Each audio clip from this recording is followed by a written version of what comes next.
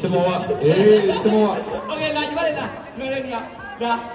တကယ်မြောက်ကကပဲလေအဲ့ပါဟုတ်ပါမြောက်တော့ပါညီမလေးတို့ကိုယ်ကိုသူတို့ကချမောမြောက်မောင်နှမ3ယောက်ပေါ့ဒီကျေ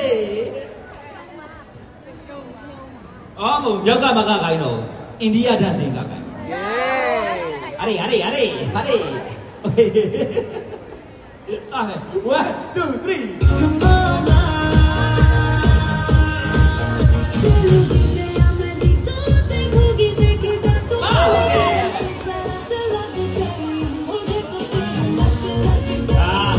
ရှာရုပ်ကဒီဘက်မှာတော့ရှာရုပ်